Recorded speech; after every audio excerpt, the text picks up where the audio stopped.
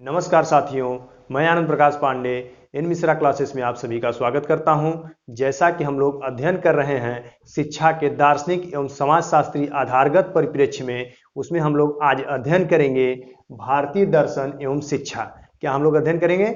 भारतीय दर्शन एवं शिक्षा, इंडियन फिलॉसफी एंड एजुकेशन। कि इंडियन फिलॉसफी एंड एजुकेशन क्या होता है, आज हम लोग इसके बारे में अध्ययन करेंगे। तो आप लोग सभी लोग अध्ययन करने से पहले, जानने से पहले, इस वीडियो को आगे देखने से पहले आप सभी लोग जितने नए हों वो चैनल को सब्सक्राइब कर लीजिए, बेल आइकन को बिल्कुल दबा लीजिए और ज़्यादा से ज़्यादा शेयर कर दीजिए, जिससे कि और लोग भी लाभान्वित हो सकें और लोग भी जानकारी इकट्ठा कर सकें। तो आइए देखते हैं कि क्या है भारतीय दर्शन एवं शिक्षा। तो देखिए, भारतीय दर्शन एवं शिक्षा अगर हम बात करें तो भारतीय जो दर्शन है वो एक पुराना शब्द है। भारतीय दर्शन क्या है?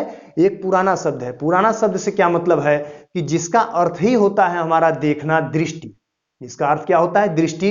किसी भी चीज को देखना, चिंतन करना, मनन करना ही हमारा क्या कहलाता है? दर्शन कहलाता है, भारतीय दर्शन कहलाता है। इसको आप पीछे वाले वीडियो में आप जाके देखेंगे तो उसमें हम बहुत अच्छे से उसको एक्सप्लेन किए हैं, बताए हैं। तो आइए हम लोग देखते हैं। तो देखिए, भारतीय दर्शन एवं जो शिक्षा है, इसमें अगर हम भारतीय दर्शन की बात करें तो भारतीय दर्शन के जो संप्रदाय हैं वो अलग अलग संप्रदाय हैं। देखिए क्या है भारतीय दर्शन के संप्रदाय। भारतीय दर्शन के संप्रदाय को दो भागों में बांटा गया है। पहला क्या है? नास्तिक संप्रदाय। पहला क्या है? नास्तिक संप्रदाय। और दूसरा है आस्तिक संप्रदाय। इसमें हम लोग सबसे पहले अध्ययन करेंगे नास्तिक संप्रदाय के बारे में। नास्तिक संप्रदाय क्या होता है? तो देखिए, जो नास्तिक संप्रदाय हैं उसको भी तीन भागों में बांटा गया है: चारवाक दर्शन, जैन दर्शन और बौद्ध दर्शन। इसको हम लोगों ने तीन भागों में, मतलब भारतीय दार्शनिक जो थे उसको तीन भागों में बांटे हैं: चारवाक दर्शन और जैन दर्शन और बौद्ध दर्शन। इसमें हम लोग सबसे पहले अध्ययन करेंगे चारवाक दर्शन के बारे में। तो देखिए, चारवाक दर्शन क्या है? तो चारवाक दर्शन अत्यंत प्राचीन है। जो चारवाक जो दर्शन है वो क्या है? सबसे पुराना है, सबसे प्राचीन है। वही क्या है? चारवाक दर्शन है। आगे देखिए क्या है कि चारवाक दर्शन जो है वो भौतिकवादी है। चारवाक जो दर्शन है वो हमारा भौतिकवादी है, भौतिकता को बताता है। यही हमारा क्या है? चारवाक दर्शन है। आगे देखा जाए तो चारवाक वेदों का खंडन करता है। इसका क्या कहने का मतलब है कि जो चारवाक दर्शन है वो हमारे जितने भी वेद हैं, जो हमारे वेद हैं उसको खंडन करता है, उसको विस्तृत रूप में उसको बताता है। वही क्या है? चारवाक दर्शन है। आगे अगर देखा जाए तो चारवाक दर्शन प्रत्यक्षवादी एवं सुखवादी है। इसमें थोड़ा सा ध्यान दीजिए कि चारवाक दर्शन क्या है?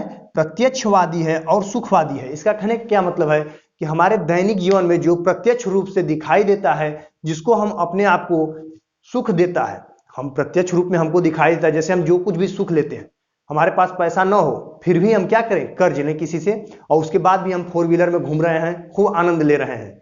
ये हमारा क्या है? सुख है। और वो क्या है? हमको प्रत्यक्ष रूप से अभी प्रत्यक्ष दिखाई दे रहा है। ऐसा नहीं कि बाद में हम किसी चीज का सुख लें, वो नहीं, हमको प्रत्यक्ष इस समय प्रेजेंट टाइम में हमको जो सुख मिल रहा है, हमको भले खाने के लिए ना हो लेकिन फिर भी हम खूब मदिरा पी करके अपना मस्त हैं, लोग देख ही रहे हैं आप लोग। तो वही हमारा क्या है? प्रत्यक्ष रूप से जो हमको सुख मिलता है, जो हमको प्रत्यक्ष शुरुआत में ही मतलब हमको दिखाई भी दे और हमको सुख का आनंद भी हो, वही हमारा क्या है? प्रत्यक्षवादी, सुखवादी। इसका ये कौन दिया था? चारवाक दर्शन कहते हैं। आगे देखा जाए तो क्या है कि भारतीय दार्शनिकों ने जड़ जगत को 5 भूतों से निर्मित माना है। कहने का मतलब समझिए कि जो भारतीय दार्शनिक जो थे उन्होंने जड़ जगत को, जो कुछ भी हमारा जड़ है, जहां से हमारी शुरुआत होती है और हमारा जो जगत है, उसको 5 भागों में उसको निर्मित किया है। भूतों का मतलब आप भूत मत समझ लीजिएगा, सच में भूत का मतलब आप जान रहे हैं पृथ्वी है, उसका अगर पर्यायवाची देखा जाए तो उसको 5 भागों में निर्मित किया है। जिसमें से ध्यान दीजिए क्या है कि जो चारवाक जो थे उस पंचभूतों, पंच जो हमारे जो भूत जो थे उसमें से 4 भूतों का ही स्वीकार किया है। सत्ता 4 भूत जो थे उसको ही सिर्फ स्वीकार किया था, 5 लोग को ही स्वीकार किए थे चारवाक जो थे। तो उसमें 4 क्या क्या है? पहला देखिए क्या है? पृथ्वी है, जल है, अग्नि है और वायु है। जो पृथ्वी, जल, अग्नि, वायु, इन सभी चीजों का जो क्या करते हैं? स्वीकार जो इन्होंने किया है चारवाक दर्शन ने, यही हमारा मतलब 5 भूतों का 5 भूतों को इन्होंने माना है जड़ जगत को। लेकिन इन्होंने सिर्फ और सिर्फ चारवाक दर्शन 4 भागों को ही स्वीकार किया है, 4 भूतों को ही स्वीकार किया है, जो हमारा क्या है? पृथ्वी, जल, अग्नि और वायु। हम समझ रहे हैं कि आप लोग को बहुत अच्छे से समझ में आ रहा है। अगर समझ में आ रहा है तो वीडियो को ज़्यादा से ज़्यादा शेयर कीजिए, लाइक करना बिल्कुल मत भूलिए और सब्सक्राइब कर दीजिए जितने भी नए लोग हों, बेल आइकन को दबा लीजिए। आइए देखते हैं, ये हमारा चारवाक दर्शन था। आगे दूसरा जो दर्शन है वो क्या है? जैन दर्शन है। जैन दर्शन क्या होता है इसके बारे में थोड़ा सा ध्यान दीजिए। जो हमारा जैन दर्शन होता है वो क्या है कि जैन दर्शन वेदों की सत्ता को स्वीकार नहीं करता है।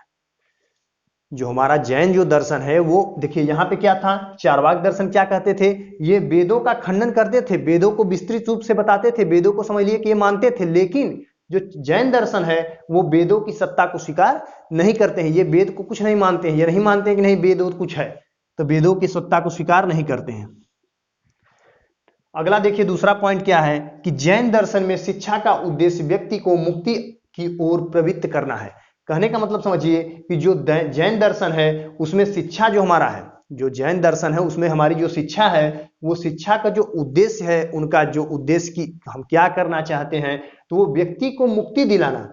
जो व्यक्ति हैं, जो पृथ्वी पे जितने भी मानव हैं उनको मुक्ति दिलाना ही क्या कहलाता है? जैन दर्शन। जैन दर्शन यही कहते हैं कि व्यक्ति को मुक्ति हम दिला देते हैं, वही हमारा क्या है? सत्य है। आगे देखिए क्या है, वही हमारा सत्य दर्शन है या उसको हम जैन दर्शन के नाम से जानते हैं। अगला देखिए क्या है कि कर्मों से पूर्ण स्वतंत्रता। जैसा हम कर्म करेंगे तो उससे हमारी जो स्वतंत्रता मिलेगी, तो कर्मों से पूर्ण स्वतंत्रता को ही जीवन का परम सुख माना है।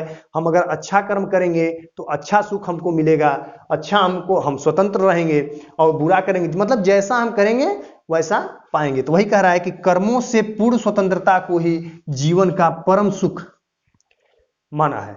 वो क्या कहे थे कि प्रत्यक्षवादी और सुखवादी, जो प्रत्यक्ष रूप से हमें प्रेजेंट टाइम में जैसा हम करेंगे जो सुख हम लेते हैं वही हमारा क्या है? चारवाक दर्शन है। लेकिन जैन दर्शन क्या कहते हैं कि हम जैसा कर्म करेंगे, जैसा हम काम करेंगे वैसा हमको परम सुख प्राप्त होता है, वैसा हमको क्या नाम है? सुख की प्राप्ति होती है। आगे देखिए क्या है कि ज्ञान प्राप्ति द्वारा अज्ञानता का नाश किया जा सकता है। अगर हमारे पास ज्ञान नहीं रहेगा, तो अगर अज्ञानता ही भरी रहेगी तो हम क्या करेंगे? अच्छे काम ना करके बुरे काम करेंगे। तो कहने का क्या मतलब है कि अगर हम ज्ञान प्राप्त करेंगे, अगर हमारे पास ज्ञान रहेगा, ज्ञान की जब हमारे पास प्राप्ति होगी तो हमारे पास जो अज्ञानता रहेगा, जो बुराइयां रहेंगी, उसको हम क्या करते हैं? दूर चली जाती है। जब हमारे पास ज्ञान आता है तो बुराइयां अपने आप हम छोड़ते या तो चले जाते हैं, या तो अपने आप वो दूर हो जाती है, हमको पता भी नहीं चलता है। तो वही कह रहा है कि ज्ञान प्राप्ति द्वारा ही अज्ञानता का नाश किया जा सकता है या किया जाता है। अगला देखिए पांचवा पॉइंट क्या है कि सच्चा ज्ञान को सम्यक ज्ञान कहा जाता है। जो सच्चा ज्ञान है, अगर सत्य रूप से आप अगर परिश्रम करके अगर आप ज्ञान प्राप्त किए हैं तो वही कहलाता है कि सच्चा ज्ञान जो है सम्यक ज्ञान कहलाता है। और जो सम्यक ज्ञान होता है वही मुक्ति के लिए मार्ग प्रशस्त करता है। अगर आप सच्चा ज्ञान प्राप्त किए हैं, सत्य रूप से आप अगर मान रहे हैं, मतलब आप अपने आत्मा से, तो वही हमको क्या करता है? मुक्ति दिलाता है या मुक्ति का मार्ग प्रशस्त करता है। आगे की पॉइंट देखा जाए तो गुरु के प्रति श्रद्धा को ही सम्यक ज्ञान दर्शन माना गया है या सम्यक दर्शन कहा जाता है। तो जो गुरु, आपके जो गुरु हैं उनको आप अच्छे तरीके से मान रहे हैं, उनको आप गुरु मान रहे हैं, तो हमको क्या होता है? उनकी आप श्रद्धा, क्या है? श्रद्धा को ही सम्यक दर्शन कहा गया है। तो गुरु के प्रति आप प्रेम बनाइए, उसको आप गुरु मानिए। ऐसा नहीं, आजकल का क्या है कि गुरु लोग तो हैं लेकिन गुरु को कोई गुरु नहीं मान रहा है। तो ऐसा नहीं, वो लोग के जो जैन दर्शन जो कहते थे वो गुरु को गुरु मानते थे, वो अपने आप को मानते थे कि हाँ हम शिष्य हैं और हमारे गुरु हैं। तो यही चीज है। आगे देखिए क्या है कि जैन दर्शन का मूल आधार 6, देखिए ये बहुत इंपॉर्टेंट पॉइंट है, इसको ध्यान दीजिएगा थोड़ा सा, कि जो जैन दर्शन है उसका मूल आधार वो क्या है? 6 द्रव्य हैं। क्या है? 6 द्रव्य हैं, 7 तत्व हैं। 6 द्रव्य और 7 तत्व, और उसके बाद 9 पदार्थ और पंचकाष्ठ का है। मतलब 5 चीजों से कोई चीज मिली हुई है, वो 9 पदार्थ और 7 तत्व और 6 द्रव्य, यही क्या है? जैन दर्शन का मूल आधार है। तो मैं समझ रहा हूं कि आप लोग को चारवाक दर्शन और जैन दर्शन ये दोनों बहुत अच्छे समझ में आया होगा। आप लोग नोट्स बनाते हुए चलिए, एक बार आप लोग स्क्रीनशॉट ले लीजिए और देखिए नास्तिक संप्रदाय हम लोगों ने अभी क्या पढ़ा, नास्तिक संप्रदाय, उसमें चारवाक दर्शन और जैन दर्शन। इसके आगे हम लोगों ने बौद्ध दर्शन के बारे में पढ़ेंगे। और जो आस्तिक संप्रदाय है उसमें भी आप जान लीजिए कि आस्तिक संप्रदाय जो है उसमें क्या क्या है, न्याय है दर्शन है, वैश्विक दर्शन है, वैशेषिक दर्शन, सांख्य दर्शन है, योग दर्शन है और मीमांसा दर्शन है और वेदांत दर्शन है। तो इसके पहले हम लोगों ने सबसे पहले बौद्ध दर्शन पढ़ेंगे और उसके बाद फिर आस्तिक संप्रदाय में इन 6-5 जो हैं उनको हम लोग अध्ययन करेंगे। तो एक बार इसका पूरा का पूरा स्क्रीनशॉट आप ले लीजिए। जैसा कि अब आगे देखा जाए क्या है ना, जो चारवाक दर्शन, जैन दर्शन एवं बौद्ध दर्शन, इसमें हम लोगों ने चारवाक दर्शन और जैन दर्शन के बारे में हम लोगों ने अध्ययन कर चुके थे। अब आगे हम लोग बौद्ध दर्शन के बारे में देखेंगे कि बौद्ध दर्शन जो थे वो क्या कहे थे या क्या है। तो देखिए बौद्ध दर्शन जो है, इसके बौद्ध दर्शन के जो प्रवर्तक की सबसे पहले हम बात कर लें तो बौद्ध दर्शन के प्रवर्तक गौतम बुद्ध हैं। जैसा कि आप लोग जान भी रहे होंगे कि गौतम बुद्ध को हम लोगों ने जैन दर्शन मतलब जो बौद्ध दर्शन है उसके प्रवर्तक माना जाता है। और गौतम बुद्ध ने अपने ज्ञान को 4 आर्य सत्यों में दिया है। जो गौतम बुद्ध ने अपने जो ज्ञान जो उनका जो था उनको 4 आर्य सत्य जो थे उस 4 सत्य बातों में उन्होंने अपना ज्ञान दिया है। वो 4 क्या क्या बातें हैं, पहला है दुख है, जैसे दुख है, दूसरा है कि दुख का कारण है, पहला चीज दुख क्या है या दुख है, दुख का क्या कारण है, और तीसरी क्या बातें हैं कि दुख का अंत है। अगर दुख है, दुख का कोई अगर कारण होगा तो दुख का कोई न कोई अंत भी तो होगा, दुख का अंत है। और चौथी अगर बात अगर किया जाए तो दुख दूर करने के उपाय हैं। जब दुख आएगा, दुख होगा, दुख का कोई न कोई कारण होगा, और जब दुख का कोई न कोई कारण होगा तो दुख का कोई न कोई अंत होगा, उसका निवारण होगा, और जब उसका जब निवारण होगा तो वही कहने का मतलब है कि दुख दूर करने का कोई न कोई उपाय होगा।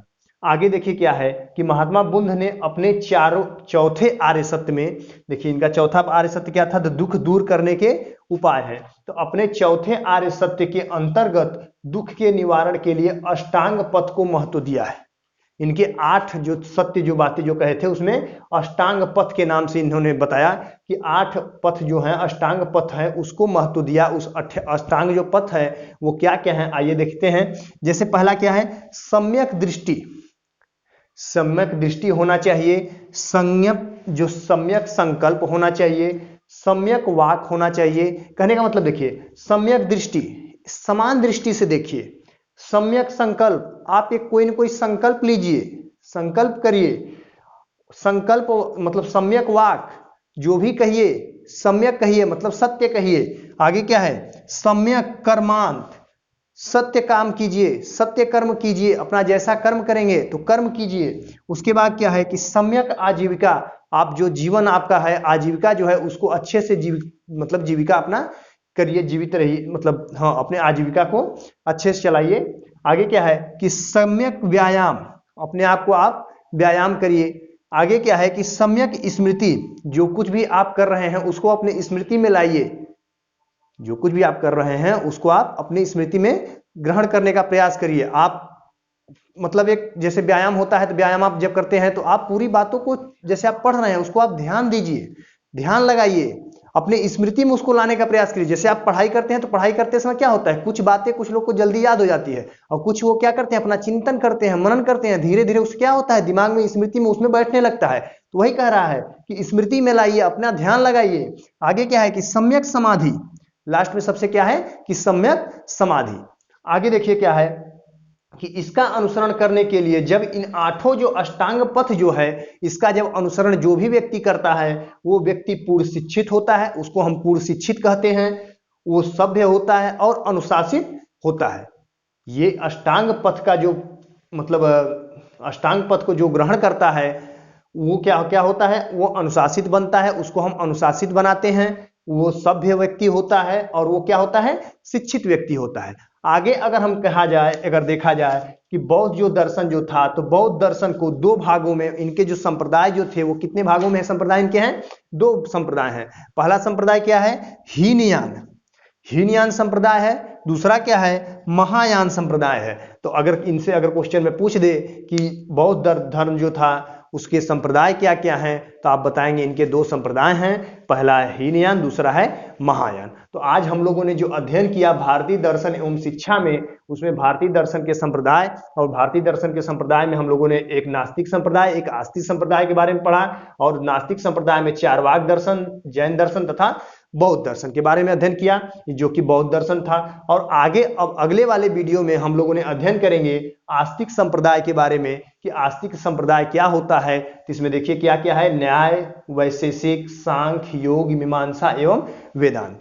तो मैं आशा करता हूं कि आप लोग को बहुत अच्छे समझ में आया होगा। एक बार इसका आप सभी लोग स्क्रीनशॉट ले लीजिए, अपना नोट्स बनाते हुए चलिए, ताकि आप लोग को पेपर बहुत ही अब जल्द आने वाला है, बहुत ज़्यादा लेट करने की जरूरत नहीं है, बस कुछ ही दिनों में, मान लीजिए 1-2 महीने में आपका पेपर होगा। तो आप लोग नोट्स बनाए रहिए। तो आगे से अगर इसको अगला वाला जो वीडियो आपको आस्तिक संप्रदाय पे मिलेगा, तो आप लोग उसका इंतजार करते रहिए। और इसी के साथ धन्यवाद।